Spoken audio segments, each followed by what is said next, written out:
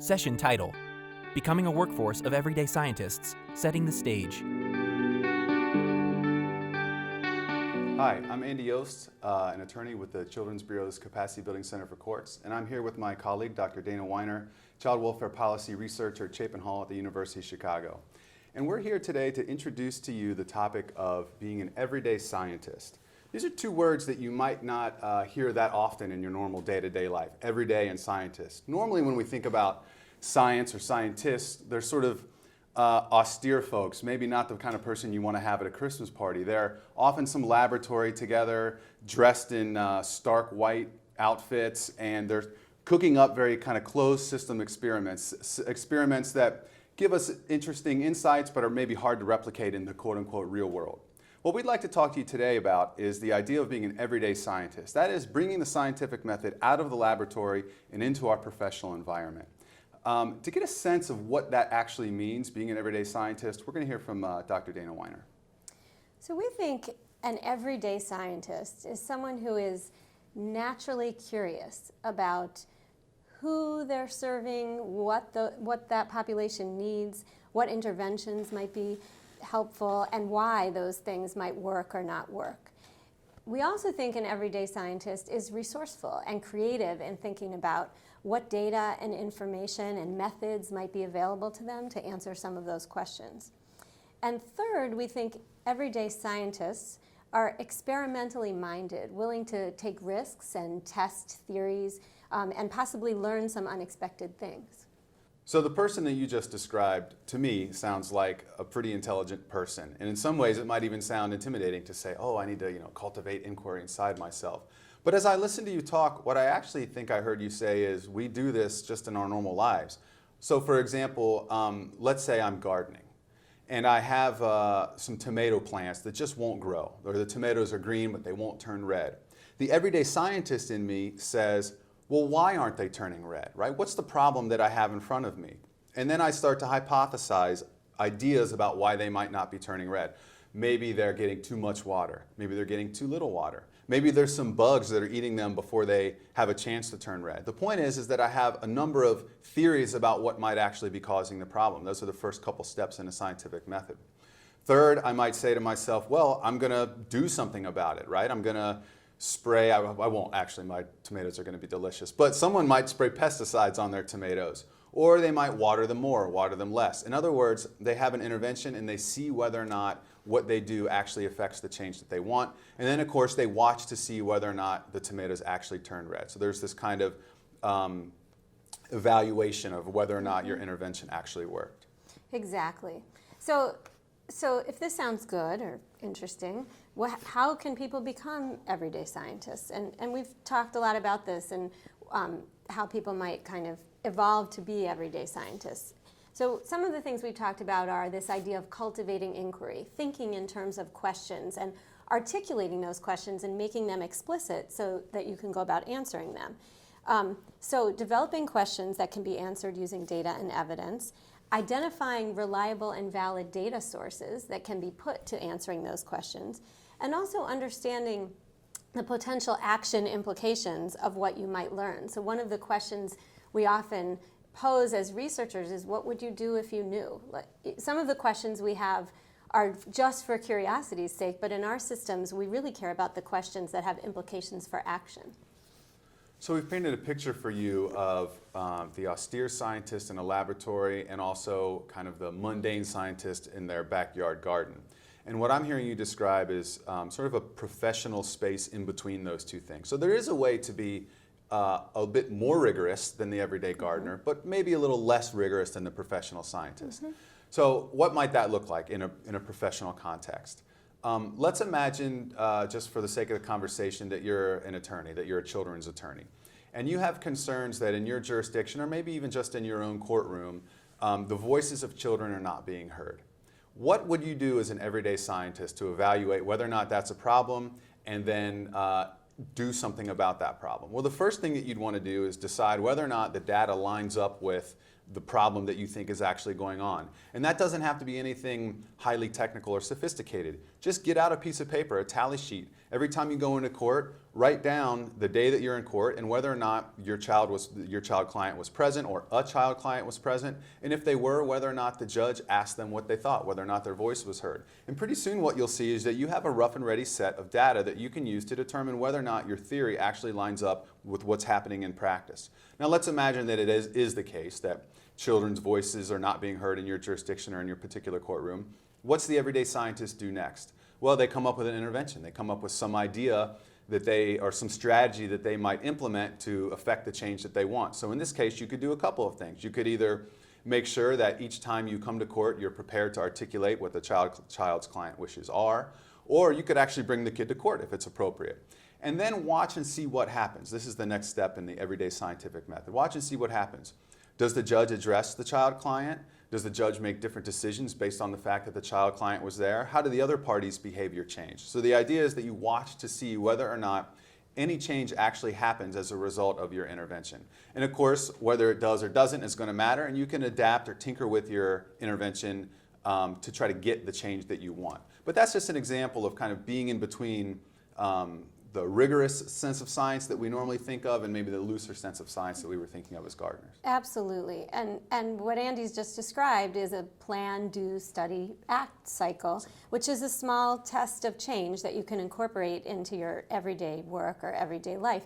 It involves the third thing that we think you need to do to become an everyday scientist, which is to have a hearty interaction with data and evidence. And that means both consuming data and evidence, but also producing data and evidence responsibly. The other thing that this interaction involves is collaborating on interpreting what you learn. So we're not talking about just sitting at our desks looking at data and trying to understand it ourselves, but rather working with the people we really think are the experts, frontline staff, system stakeholders, to understand what the research evidence is telling us. So inherent in this hearty interaction with data and everything we're describing really are some challenges that you're likely to face. So we felt like it would be only fair to talk you through what we think you might expect that might be a little bit more challenging in your everyday scientist endeavor.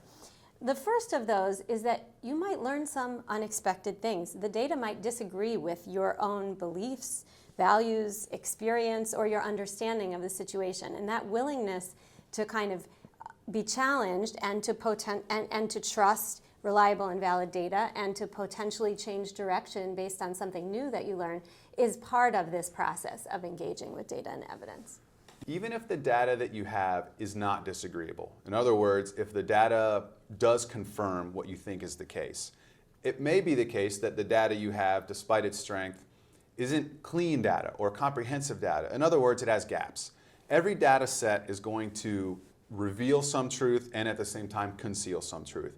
So the diligent everyday scientist is aware of this fact, and whenever they realize that there's a gap in the data that they have, you don't stop there. You just go out and collect some more data and continue to add context and sort of collateral information, supplemental information to really understand what's going on.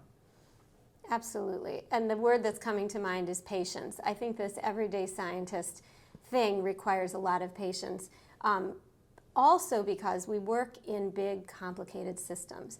And the transformation of those systems, or even the implementation of small changes in response to the evidence that we are interpreting, can be slow and complicated and incomplete. And that's kind of another of the challenges that we've thought about in being an everyday scientist. Yeah, good. So there's already a handful of challenges that are on the table, right? If the data disagree, if the data is incomplete, recognizing that, as you just said, that the change can come slow. Another challenge that you might run into is the difference, trying to address different kinds of challenges themselves. So for example, you often hear people talk about the difference between a technical challenge and an adaptive challenge. A technical challenge, it's not that technical. It sort of happens all the time. For example, if you can't get a document to load on your computer because you're missing a little piece of software, you just go download it, you plug it in, and all of a sudden you have a fix to your problem, right? Technical problems have technical fixes. But a lot of the problems that we deal with and that data reveal to us are adaptive challenges. Challenges that have a little more nuance, a little more subtlety, might require changes in people's behavior or attitudes as opposed to, or in addition to, a more technical fix. And that's kind of a nice segue into our last challenge, which is that while the data may tell us who, what, where, when, how, it's much harder to have the data tell us why. And sometimes that requires approaches to research that are beyond the everyday scientist and require collaborations with researchers or more complex research designs to really get into our testing our theories of change and understanding why something worked or why it didn't work. Yeah. So then to return to our central idea here of being an everyday scientist, it's important to keep in mind that to be an everyday scientist does not mean that you work in isolation. As Dana just said, it actually requires a community of scientific practitioners, or a community of people who are using this method that has a high level of rigor, but also has a high level of accessibility, that anyone can do it and we sort of do it already naturally in our world. So if I were you, I'd be asking myself, okay, this sounds great, now what? And my answer to you would be, go be an everyday scientist. The world itself is your laboratory. You don't need some closed off, controlled environment. Your skills and ability as an everyday scientist allow you to be an agent of change in a very powerful way. Don't underestimate the value of a tally sheet, as sort of the shorthand way of saying that. Be curious, ask questions, gather data, make observations, and then do something about it. Implement a strategy. Rally your community around a solution that you've identified based on the research and observations that you've made. And most importantly, use the results or the findings of your experimentation to create the child welfare system that you really envision. Now we invite you to explore this idea of being an everyday scientist further. Becoming a workforce of everyday scientists. Frontline staff in agencies and tribes. Thank you, Andy and Christine. My name is Vanessa Ambergy, and I'll be your moderator for this session. I'd like to start off by introducing Dr. Anita Barbie. Dr. Barbie is Professor and Distinguished University Scholar at the Kent School of Social Work, University of Louisville. She has worked in the field of child welfare for the past 27 years. She served on the medically fragile team in the Jefferson County, where she worked on cases from investigation through adoption. Her focus as a child welfare researcher is on improving child welfare organizational culture, climate, processes, and practice. She aims to enhance the capacity and perceived support of the child welfare workforce so that they have the skills, cultural competency, and emotional energy to devote to the families, children, youth, and communities that we serve. Currently, she is the lead evaluator on the Children's Bureau Quality Improvement Center for Workforce Development, the QUIC-WD, which is working with 8 jurisdictions to test the impact of 8 different workforce interventions in hopes that they will lower staff turnover and improve work with families and outcomes for children. Hi, I'm Anita Barbie, and I'm going to set the stage for today's session. We're going to talk a little bit about how to be an everyday scientist, and I want you just to think about the word scientist and what words kind of are conveyed when you hear that word. Things like curiosity, exploration, description, problem solving, finding out what works, finding out why things happen, testing out the hypotheses, disseminating your findings. So when you really think about what a scientist is and how they do their work, what we often don't think about is the fact that we were all scientists to begin with. That's how children learn, is to be curious and explore and test things out. And so you see that when they go outside, they think, I'm going to climb that tree so I can see the yard from a different perspective, or I'm going to drop this rock out of the window 10 times like Newton did, so that they can test, is gravity really a thing, or does it sometimes go up or bounce away? Or they'll, pull the flower out of the ground to see if the plant dies. So it's very important that children do this, because it's the way they learn. If they touch the hot stove, they learn next time not to do it, and so they've tested out how the world works. Now, what happens as we grow up is we become less and less like those child scientists, because schooling and parenting and other things kind of drive it out of us. For example, there's a TED Talk from Sir Ken Robinson, who talks about children's natural curiosity and how that's what fuels the world. But because we're worried about danger, and we tell children not to step into a place that might be scary, or we're worried about mistakes, and we punish mistakes, and we put big red lines around it. then that starts to shape us to be afraid to explore and to use our natural curiosity to learn about the world. So how does this apply to child welfare, which is a very constricted environment with lots of policies and procedures and practices that we have to follow? So how can you be a natural scientist even in that environment? Well, it begins with that curiosity. Who are the families that you're seeing? You want to ask questions of how they get there. Well, how can I help them? How can we get to know each other better so that they can gain trust in me? And so you've got to have that curiosity to be able to ask the kinds of questions to get to those answers. You can also do a lot of exploration around different parts of their background or their childhood or what happened that week that might have influenced their ability to take care of their children. And so we also come with hypotheses. If you come in with one definite idea of why they're there, that they don't care about their children or they like their boyfriend more than their children, or instead of thinking, oh, it might be the fact that they don't have daycare and that's why they use their boyfriend for the babysitting rather than taking them to a center because there aren't any in their neighborhood. If we can explore those different possibilities, then we can come to a better conclusion and help that family move out of that situation so that the children can be safe. So every day we're actually making those kinds of assumptions, making those testing hypotheses, and trying not to come to conclusions too fast, and that's being a scientist. And so you're already doing it. We just want to encourage you to do it more. The final thing I'll leave with you is that in child welfare, you're also gathering data on a daily basis and entering into the system so that other people can track progress, so they can see patterns, see what works with certain kinds of families or not. So even the natural administrative data that we have can actually help us serve our families better, as well as give our reports to the higher ups, whether it be the state or the feds. And so the integrity of that data and your input and your way of doing it is very, very important. So we encourage you to continue to be curious and to discover and to continue to disseminate and get excited when you find that something works, just like children do. And so we are excited about your journey as a natural scientist. Thank you. We just heard from Dr. Anita Barbie. Workers often already understand the importance of careful documentation with their work and with families, but it's less common that they view their work as the basis of scientific exploration. We can build curiosity and information gathering to help staff at all levels encourage system-level change. So let's talk with our panel about the notion of everyday scientists and hear from our panelists about how we as members of the child welfare workforce can contribute to systemic knowledge. I'm Anita Barbie with the Capacity Building Center for States.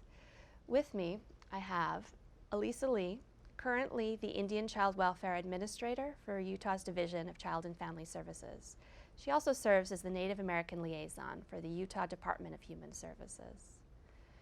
Michaela Guthrie is the Program Executive for Crossroads Foster Care and Adoption Program with Christian City Incorporated in Atlanta, Georgia. It's a program she developed and launched.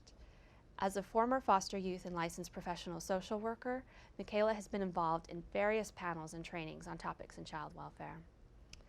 Jennifer Benefil is an implementation specialist with the Capacity Building Center for States. Jennifer has 14 years of experience in child welfare. She started her work in child welfare as a frontline worker, gaining knowledge and understanding of the complex issues impacting families served by the child welfare system, and has served multiple leadership positions within the state of Oklahoma. We'd like to hear from each of you. So let's start with our first question. What would you say is the role of a frontline worker in building knowledge about which practices are and are not working? Michaela? Michaela Guthrie, Young Adult Consultant, Capacity Building Center for States. That's a great question, Vanessa. As child welfare professionals, it's our job to support our clients, our children, youth, families, all those things. And so times where I think that would be very important is when we're advocating in court. We can't advocate well for our clients if we don't know what's worked for them, what hasn't worked, and what needs to be improved on. Another example would be just ensuring that our client is getting the proper services so that they are improving in whatever capacity that they needed to. We need to know what's worked prior, what hasn't worked. And then another example I thought about was in terms of reunification. So oftentimes that's our goal, to reunify the child with their birth family. And so equipping the birth parents, for example, for when that child comes back home. So if we know beforehand what services have worked, what therapies worked, or hasn't worked, then we can ensure that those services are put in place when that child goes back home and things can remain stable. And so even thinking about, if caseworkers are aware of this, in their individual cases, it helps set everyone up for success. It helps foster parents feel supported if they're getting the right services, so it helps retain them. It helps children, it helps limit traumatic experiences for children, because if they're being retained in a foster home, then they're moving less often. Or it also helps them in terms of, if this has worked for this particular client, they can think about using that same technique in the future. And so lots of different ways like that. But Jennifer, do you have any thoughts on that? Jennifer Benefiel, Capacity Building Center for States. Yeah, so I think when you're thinking about how to build knowledge about practices that are and aren't working, and when you're thinking about a frontline worker's role, they need to have an understanding of a child's course or a family's course throughout the life of a case. So whether that's when they first come in and are known to a system through prevention services, and then kind of how that progresses to an exit to adoption, really understanding that and understanding their role within that framework. So if you're an intake worker, an FCS worker, or a permanency worker, taking time to understand the system overall so that you can be mindful and planful of your work and how it impacts the overall system. I think also, I know frontline workers are busy, but taking time to understand some of the big plans that your agency might have. So whether if you're involved in a PIP, I think a lot of states are, their performance improvement plans, or 5-year strategic plans, or improvement plans you might have because of litigation, taking time to read through those and understand some of the strategies that your state's implementing and how your work can impact that. So like your direct work with the family, how you're having an impact on improving timely permanency exits within 12 months, if that's something that your agency is working on. Also, thinking through your work with families and thinking about how you make changes to the way that you engage them, changes to the way that you're sharing information with your peers, so that it's not just about what you're learning, not just about what you're implementing, but what that system together is implementing, so that you can have a bigger impact, right? So if I'm sharing with you, hey, I have this great strategy, it worked, it was amazing, I saw these amazing outcomes, then we can share, and together we can have a bigger impact. So I think those are a couple of things that I would recommend. Elisa Lee, Utah Division of Child and Family Services. And I love that idea that you talked about impact, because in my work in Indian child welfare, sometimes we have the frontline worker think as soon as they get an ICWA, that's what we call an ICWA case, I hear this sigh like, oh my goodness, I have an ICWA case. And I'm like, no, don't think that way at all. But I think the biggest problem is the frontline workers really struggle with understanding not only the act, but basic things within the act, such as how to define an Indian child. It seems like a simple thing, but it really isn't. The frontline worker has to understand a federal trust relationship, tribal governments. They have to understand what is a federally recognized tribe, what is membership, who do you contact in the tribe. So there's all of these things that they're unfamiliar with in most cases. And so we spend a lot of time educating our frontline staff, and getting feedback from them is critical, because they may not have a lot of ICWA cases, but they've got to have that basic understanding of, who is an Indian child and what are my next steps. Some of the feedback that we received from our new employees was that they wanted the ICWA information to be very concise. Give them a tool that they can use and guide themselves throughout an ICWA case. And so even though we really do focus on the history of the Indian Child Welfare Act and why we have it, we focus a lot of our efforts on giving the tools to that frontline worker and educating them so that they can familiarize themselves not only with the Indian Child Welfare Act, but in working specifically with tribal governments. Yeah, I can see how when working with tribes, workers need institutional support in order to develop those ongoing relationships that are so essential in the success of those cases. Absolutely. And Jennifer, your point about helping workers to see their part in a larger context is so essential in their developing understanding of the role. It allows them to do what Michaela referred to. It empowers them to assess their needs and the families and children they're working with as they move from that conflict to resolution across the trajectory of the case. We have another question we're hoping to respond to today. How can the work of frontline staff encourage system-level change? Michaela speaks. That's a great question, Vanessa. I'll start. You know, as child welfare professionals, especially on the front line, we learn to be great advocates. You know, we use the data, the observations, and evidence that we have on our case to advocate. And so I think we, as frontline staff, can use those skills that we have developed that way to advocate for our clients and for future clients with our supervisors and others in leadership that can really implement, you know, that system level change. And another way I think that we can really help implement change is to research. And what I mean by that is, you know, and you kind of touched on this a little bit, Jennifer, but when it comes to any issues or concerns that we're having, we can look to our peers or look to people in other nonprofits or other agencies, other counties, and say, what are you doing that's working well? Do you have the same issue? You know, how have you overcome this? That kind of thing, and be able to bring that back to your leadership. You know, bringing a solution to a problem is always helpful and can help implement change a lot quicker. And so I think that's another great way. And then, you know, one of the biggest things is just reporting on what you've learned from your clients. So what your child or your family has said is an issue for them or a need, and being able to report that to your supervisor or those in leadership. You know, it's hard to argue that something's going well when, you know, all your clients say that it's not. So I think that that's a simple way that we could do that. I know that you have a lot to offer here. What do you think? Jennifer replies.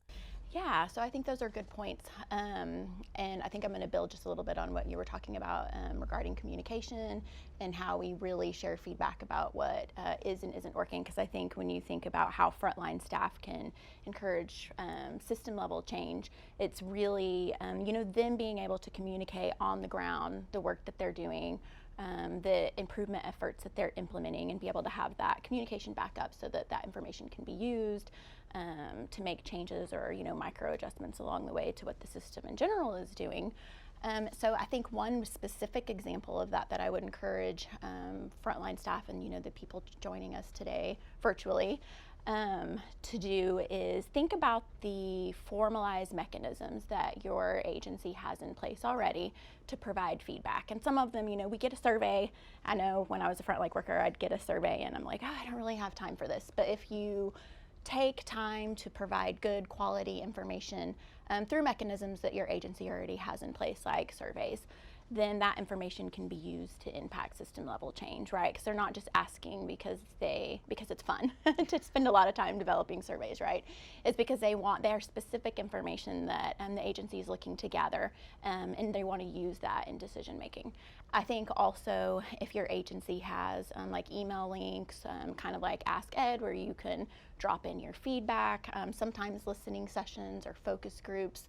And sometimes, you know, we huff and we're like, oh, another focus group, another listening session. But that's really your opportunity to provide feedback about what is and isn't working and to speak, you know, change into the system.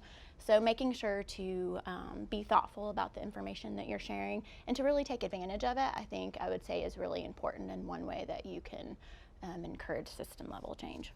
I think also if your agency doesn't have a formalized mechanism for feedback, don't be afraid to go out and develop your own, right? So email your supervisor, have a conversation with your supervisor, with your district director, regional manager, even your child welfare director. And I'll say when I was a worker, many times I was sending emails to my child welfare director saying, hey, so I read this, you know, we called it a Pinnacle plan, but I read this improvement plan and these are some things that I'm seeing that are working, but these are some questions that I have and I don't really see the work that we're doing addressing this. And just send the information. They really want it, and usually they take it well, and you never know, it might have a really big impact on some changes that the agency or, you know, your system's making. The other thing I would say is PBR, I call it PBR. Be purposeful, be brave, and be reflective in your work, right? So be really purposeful in what you're doing and in the information that you're sharing, the way that you're capturing that information and thinking about it. And then be brave. Don't be afraid to share it. Don't be afraid to make your own feedback mechanism, or go directly to the child welfare director if you think it's that important. And then just continue to be reflective. So, and even just thinking about, so maybe you've given feedback and it hasn't really been taken or used, think about a different way that you could approach giving that feedback. So yeah, those are a couple of things I think that come to mind. I'm sure there are others. Elisa responds. Well, I think feedback is vitally important, and when working with the frontline staff and with our ICWA cases, I think some of the biggest challenges for us is, how do we be compliant with a federal law? You know, most of us are familiar with state law and, you know, our internal processes, but becoming aware of exactly what does this statute say, this federal law, and accepting that. Because I sometimes I hear a lot of pushback, like, well, this is, you know, this is what we do in our state, you know, and so I really have to take a step back and educate our frontline staff about federal law is important too, right? We want to follow that. And why is because we want to be compliant. And the biggest issue that we have with our Native children today is that they are overrepresented in our child welfare systems. And the best way that we can combat that is through our frontline workers implementing ICWA from the very beginning and being compliant to as much as possible. And a lot of it is on us as the agency to do that education. And a lot of it is on the frontline staff to not only embrace the law, but the spirit of the law. You know, why do we have it? Because kids were disproportionately removed from their homes. And we want to change that because we care about all the kids in our state. And so sometimes we have to kind of reframe things, because frontline staff workers have often told me, well, why do we have this special law for Indian kids and we don't have it for anyone else, you know? And that's not a 2-minute conversation. You know, it's a lot of history, it's a lot of understanding, it's a lot of educating the frontline staff workers about tribal systems. So I think that, you know, that frontline staff worker is the most critical person in ensuring that we're compliant. And they tell us, you know, they tell us the challenges that they have with the Indian Child Welfare Act. But the thing that I always want to come back to is that, you know, the Indian Child Welfare Act, the special protections that are in that act are beneficial for all kids in the state, right? The things like placing children with kinship, you know, those are goals for all of our kids in our state. So sometimes I have to reframe things for our frontline staff, but I think that they are the best advocates that we have to reducing disproportionality in our state. Vanessa speaks.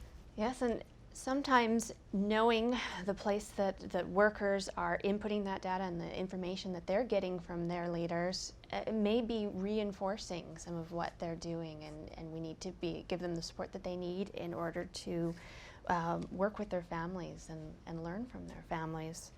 Absolutely. Jennifer, I think your example of how important it is for leaders to have information and to reinforce, and that their desire for information can really drive change in a system.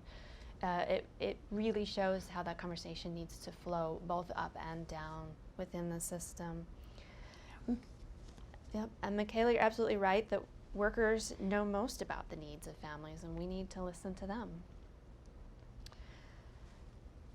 So panelists, do you have any examples from your system of how these questions and concepts were operationalized and what the results were from that work? Jennifer, I think you have an example about the PDSA. Yeah, so I wanted to take a minute. I know we were asked to talk a little bit about PDSA, so Plan, Do, Study, Act. Not going to take a lot of time to kind of go over that, but just think through what that really means and what it might mean for a frontline worker to engage in PDSA, because I think sometimes we think kind of high level, what does that mean for the system or organization, but it really applies to the work that we do every day with families as well. So I'll talk briefly about that. So as a worker, just being mindful and planful. So thinking about the different initiatives that are underway, or thinking about the services that you have to help impact those. So when you're planning your approaches with families, like I think you touched on earlier, doing research about what might be the most useful given the reason of removal or given the population that you're working with. And then thinking through, so what is my approach going to be, right? So that's kind of the planning of a frontline worker. And then the doing. So you've done this time, done a little bit of research about planning your approach and what you're going to do, so then you go out and do it. Then you come back and you study it a little bit with your supervisor or with your peers. You know, like I would probably talk to Elisa or Michaela and say, so this is what I did, this is what I've seen. And then thinking about whether or not you need to apply that to other cases or whether you would make some changes to what you're doing, right? So maybe this service for this reason for removal didn't really work, so I'll try something differently next time. Or it really did work, so I'm gonna spread that and I'm gonna use that on other cases, or I'm gonna share that with my peers and other coworkers. So that would be an example of frontline staff kind of using PDSA, high-level PDSA. So I do have an example I can share from Oklahoma. So we were working to improve outcomes for legally free teens. So of teens who were in care on their 16th birthday and were legally free, we were looking to improve the percentage that were exiting to permanency by age of 18. So when we first started work, it was about 23 to 25% of that population achieving permanency. So almost 75% of kids 16 and older were not achieving permanency by their 18th birthday. So we organized this little group, we called them Permanency Expediters. They didn't do anything, it wasn't a new contract or really a new approach to the actual work. It wasn't a change to policy. It was just thinking through how, so this group met with the youth, met with placement providers for those youth, met with the caseworkers that were assigned, service providers that were assigned, and would have conversations about what permanency meant, we saw that like 75% of those kids or youth had goals of APLA. So if your goal is APLA, how are you really making efforts to achieve permanency, right? It's almost saying that it's fine to sit there until you're 18. So talking about and thinking through as a group what those barriers are. So they would go out, they would have conversations with everyone involved and assigned to those youth, think through what was already done, what they could do differently, what the barriers were, why youth were saying no, why placement providers who were committed to keeping them long term but just weren't saying yes to becoming an adoptive placement. What were the barriers? Working through some things like we had, tools like unpacking the no, really going through that, seeing what the barriers were, coming back every month after doing that and having a discussion with their peers and with their supervisor about what did or didn't work, and then going back and doing something differently. Talking about, hey, even something as simple as I used this database or website when I was searching for kin and I had a great outcome versus when I used this one and not so much work, so don't waste your time there, you're not gonna get a lot of outcomes. Thinking through training that they might offer to staff in the office locally, come back, have a discussion, this worked, this didn't, that was just their job for a couple of years. And so seeing the outcomes that they were able to realize, they improved permanency. So from 23 to 25% achieving permanency in a 2-year time frame went to 54%, just by making intentional adjustments every month to the way that they were engaging, the way that they were thinking about permanency. It spurred some bigger system level change, like seeing that sometimes youth were saying no to permanency because they were afraid that they were going to lose out on benefits. And then having conversations about how do we change that in our system? What do we need to create or develop that shows that, hey, you still have a lot of benefits, even if you achieve permanency, dispelling the myths, things like that. So the PDSA at the micro level helped them to make adjustments in their engagement on an ongoing basis, but on a higher level, it really spurred some change to the system as well. Elisa speaks. That's great. One thing I was thinking about as you were talking was the work that we did several years ago when the Bureau of Indian Affairs came out with new regulations for how to interpret and implement the Indian Child Welfare Act. We really struggled because although we were training our own staff in how to implement those regulations in light of the Indian Child Welfare Act, we found that our other partners, our legal partners, did not have the same information. So we could arm our frontline staff with the best of information, and they would go to court, and then our AG, our Attorney General, would say, no, that's not how I understood it, or maybe the judge would say, that's not how I understood it, or the guardian.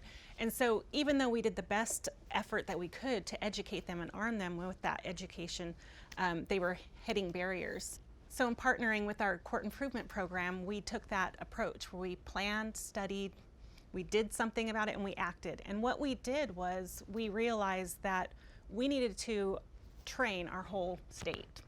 We needed to put all of these partners together and give them scenarios and specific ICWA cases to work out. So we did that. We went throughout the whole state of Utah. We invited judges, we invited our Attorney General's office, the guardian ad litems, and our caseworkers, and we had them work through ICWA cases individually. And we found what barriers were there. So the next training we had, we would adapt that and modify it and learn from it. And the other thing we did as well is each training that we did, we invited tribal representatives to participate and be involved, so that when we had challenges or issues that came up within the training that dealt particularly with that tribe, we could have that tribe answer and be involved right then. So the training was not the same from the very beginning of the year as it was at the end of the year, because we were constantly evolving through that process. So we took the 2016 Bureau of Indian Affairs regulations, which are very difficult, very lengthy, and we had, at the end, we were able to boil down the most salient information from those regulations that our frontline staff could use. And that was a really good process of learning for us, because at the end we had this perfect training that had gone through all these different revisions, and that's basically the basis of what I use for our new employee trainings now.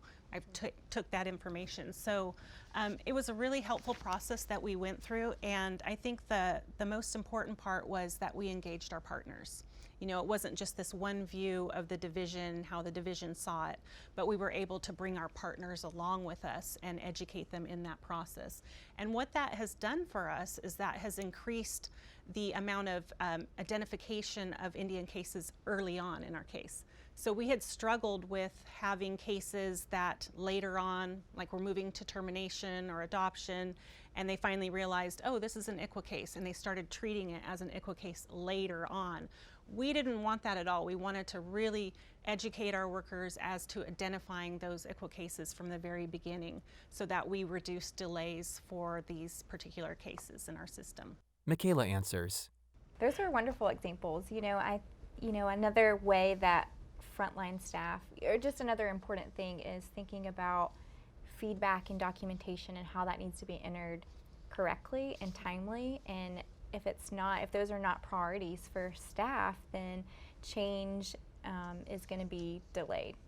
Important things that need to take place could be delayed. And so just a simple example of a way that I've measured things in my work is creating a survey. And you mentioned this too. If we don't have a way to measure things, we can implement that. And I did that through SurveyMonkey. And if you guys aren't aware, it's typically a free, easy, quick tool. And an example of a time that I did that was sending out a survey to my foster and adoptive caregivers. And it was related to the training platform that we use. So we provide a training platform that they can sign into and type in any topic that they want to know about, and do trainings on it. And so ask questions related to how easy is this platform to use? Do you find it helpful? Do you feel like you're learning things? If we didn't provide this training platform to you, would you be able to locate trainings otherwise? And so it was important for us to know that, because if they didn't find it beneficial, if it wasn't helpful, then we're wasting a lot of money, essentially. And so had they said, no, it's not beneficial, it's terrible, then we could have changed the platform or just gotten rid of training, us providing training to them altogether. And so just a simple and effective way that, even frontline staff can measure things. Do you have anything to add to that, Jennifer? Yeah, so I know we've talked a couple of times about surveys and just different forms of documentation. And I think I talked a little bit earlier about all of the different improvement plans that systems can have and different initiatives and things that they can have going on. And I know probably the frontline staff joining us today, we're talking about how to improve the system and importance of documentation. I think one thing for them, and probably something that they might struggle with, is just all of the initiatives that systems have going on, right? So when you're thinking about, well, how can I really be impactful, because we're doing like 100 million things. And we always used to say in Oklahoma that if you didn't like what you were doing today, just wait a little while, because in a year or two it's going to change, because you always have new things coming down the pipeline. But so as a worker, I would always wonder, and I think this kind of goes back to what Anita said earlier in her intro, that it's important to be curious, right? And part of being curious, and if you are curious, you're like, well, why are we doing these things, right? Why are we implementing this new strategy or this new service? And why do I have to do 100 million things?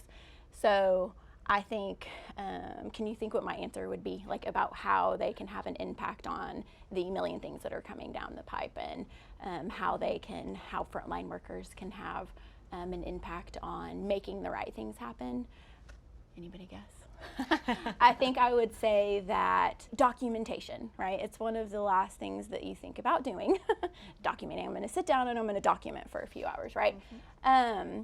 But documentation is key, because when the agency is thinking about how to develop these initiatives or strategies or adopt new services, looking at service providers, they're using what you're putting into the system to make those decisions. Sometimes they're, sending surveys, sometimes they're doing focus groups, but other times they're just pulling reports from what you've documented in a case. So if you really want to have an impact, document accurately, document timely, document thoroughly, really record what you're doing with the family, what services are working, and the changes that you're seeing, because there are usually multiple reviewers on what you're putting into the case, whether it's a formalized process like the CFSR that results in a PIP, or just a quality review, or your supervisor going in and saying, hey, these are some court reports and this is what I'm seeing, or whatever the reviewer may be. They're going to go in and they're going to look at that information, and they're going to use that to make decisions, sometimes at the local office level, around workloads even. So really document. If you think you need new staff, make sure you're documenting everything in your case so that people can go in and review that and use that to make decisions. I love that you said documentation, because that's one of the things I talk about. I mean, I preach documentation in my training, and a challenge that we had in Utah was just, I felt like we were underreporting the number of ICWA cases that we had. And that's challenging, because I meet with the tribes individually and we report our numbers out, and so it's vitally important that these numbers are consistent. And so I went in to look at our SAFE system, that's what we call it, SAFE. Yeah. In Utah, and it did seem to be a little bit confusing, and I did not have the ability to change it at that time. There was just too much infrastructure that needed to be in place. But what I was able to do was point out the two things that were most important, and trained our frontline staff on that. And I would tell their supervisors, the first time I got an ICWA case, okay, go to the person tab, make sure that this information is filled out, document what tribe this child belongs to. So I love that you bring that up. And of course, the other issue that documentation brings up for our ICWA cases is if there is an Indian home that we can find for these children or not. Mm-hmm. So if after a diligent search there is no Native American home for this child, then we can do a good cause exception. But to do that, the caseworker has to show that they have done diligent casework. And so when I open up our SAFE system, I need to see on there, what family members did they contact? What was the communication with the tribe? How extensive were these searches? And often I will hear back from some more of our challenging cases that, well, I contacted the tribe and I didn't hear back. And I have to explain to our caseworkers that we do have to show that we had diligent efforts. The burden is on us, DCFS, to do that level of work, and I need to see it. I need to see it in the computer. I need to see dates, who you talked to, what was the outcomes. And once we have that and we have fully put in all of our efforts to find a kinship family, and if those efforts are unsuccessful, then we can look at a non-native home for this child. But you know, documentation is something that I'm always looking back on. It protects us as an agency. It ensures that we're doing the quality work that we need to do for the families, and it also ensures trust with the tribe that we're able to say these are the efforts that we went to. This is such an interesting conversation, and I'm really enjoying the coverage that you are giving to documentation as an issue in scientific exploration.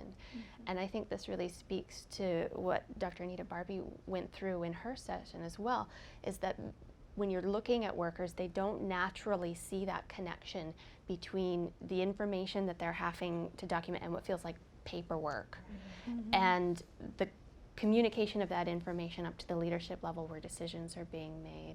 I think you have some more to say about that. Jennifer replies. Yeah, a little bit. So when you were talking, it made me think when you were talking about active efforts, another impact that frontline staff can have on just the system, and another important thing about documentation. I'm going to go back to documentation, so it's because it's key. We're okay with that. Yeah. I think so when you're documenting in a court report, so it's not just about what you're putting into the system, but also what you're putting into information that you're sharing with partners and with stakeholders. So when you're preparing, when a frontline worker is preparing for court, making sure that the information that they're putting in those court reports or those progress reports really accurately reflect the work that they're doing. So really recording your visitation or contact with the parents, the contact and visitation that parents are having with their children, the contact between siblings, putting everything, you know, information from service providers into that court report, information around just in your contact with your clients, the change and progression in behaviors that you're seeing or the lack of the change and progression, even though you're really doing all of these efforts to engage, so that one, that a judge can really be confident in the recommendations that you're making, and so that when you're changing a case plan goal, that they're more apt to be on board because you've provided all of this information, which when you change the case plan goal, that's going to impact a report, right, that the agency is running. And also it will help the judge be able to do findings of active efforts and reasonable efforts being made to achieve permanency. So it's not just about what you put into your technology system, but also what you put in reports that trigger changes in that technology system. And if I could jump in here really quick, one of the things that the judges trainings that's coming out on ICWA, they're actually encouraging the judges to stop before you make an active efforts finding and ask and really diligently look through and see what efforts have provided. Are they active, thorough, timely? You know, are they tailored to the facts and circumstances of the case? So I feel like there's more emphasis on, you know, not just a checklist, but really delving into those active efforts, because that's the core of how we're going to reunite that child with their family. Good point. And that system structure really drives behavior also. So when a system is asking you to input information, that highlights for that worker that this is what your agency values. It communicates that value from leadership down to the worker and vice versa. If this is what they're being asked about on a daily basis, and this is the importance of supervisors as well, is to really communicate that agency vision for what's important to help their workers remember what part of that documentation, what their role is in that documentation. Workers and supervisors who are, assessing and communicating with families, they're often that first into the system to collect and record information, and it is such a valuable point of entry for information and getting that accurately from families in order to make sure that we are getting everything that we need from them, that we're building the relationships with them, and that we're building trust.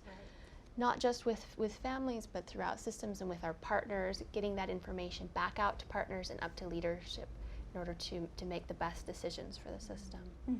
It's really a cycle of change, and everyone should feel important in that cycle of change. You know, as you were talking, it made me think a little bit, because inherently with the Indian Child Welfare Act, sometimes we have resistance.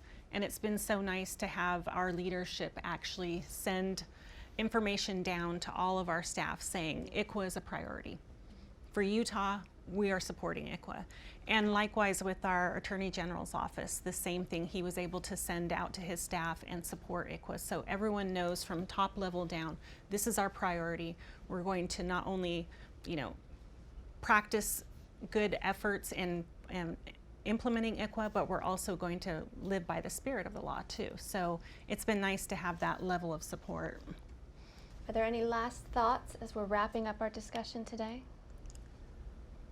Yeah, so if I could speak directly with everyone watching today and have kind of a one-on-one conversation with them, I think one thing that I would say is don't underestimate how important you are to the system, and don't underestimate how important your actions and behaviors are, right?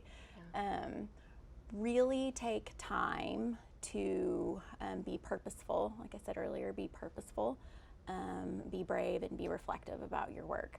And I would say your agency might not always tell you this, but you're one of the most important assets they have. I would say that you're the most important asset, but I'm a little bit biased because, I spent a lot of time in supervision and I loved and, really respected my staff. But also the service providers and our partners are important. But you're the one main asset that the agency has. You're the person on the ground operationalizing all of the big change efforts and the efforts to improve outcomes. So with that, take responsibility to go forth and do good things. And I would say try to have a 360-degree impact on your system. So it's not just about, it is very important to think about your interactions with your clients and with the families that we're serving, but also thinking about how you would impact your peers and how you impact the agency higher up, because everybody has responsibility to the front line, but also all the way up, right? And as long as you're really conscious about the impact that you can have and try to have a 360-degree impact, you can do great things. And your agency needs you to do great things, for sure. And so do your families. I would say that take time to be the voice for our families, for the families and the children that we're serving, right? Because it doesn't always seem, and I'll say that they probably don't always feel like they have a voice to speak change into the system, but you can be the person who speaks change into the system for them. Yeah, that's exactly what I was going to say. Just completely second what you said.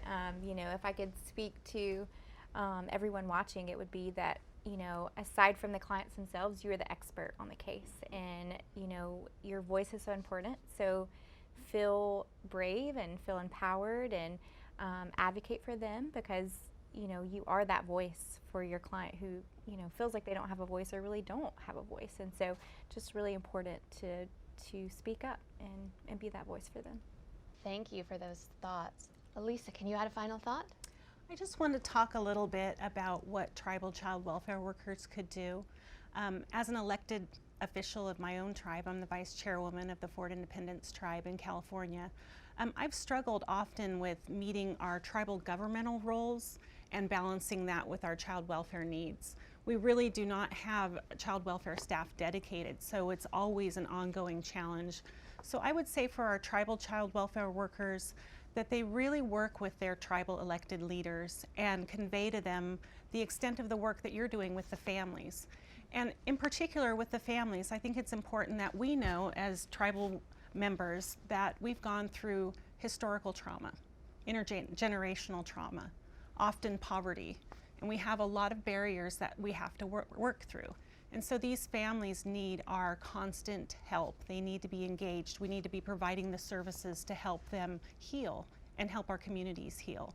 And I think that the important thing to keep in mind too is that there's national organizations out there to give help. Child Welfare League of America has been very beneficial in providing services for tribes. And so reach out into your communities, your national organizations, and get educated as to how best to serve your community. Vanessa replies, Bringing that information from the families all the way up to the leadership level across the spectrum can bring so much change. Right. And really helping workers to see that their role, just by being curious and asking the right questions and making sure that they value their role as keepers of information and gatherers of information as part of that process, and see it, and are empowered to really communicate that up in every direction, like you said, 360 degrees. This has been a fantastic discussion. Thank you so much for my panelists today.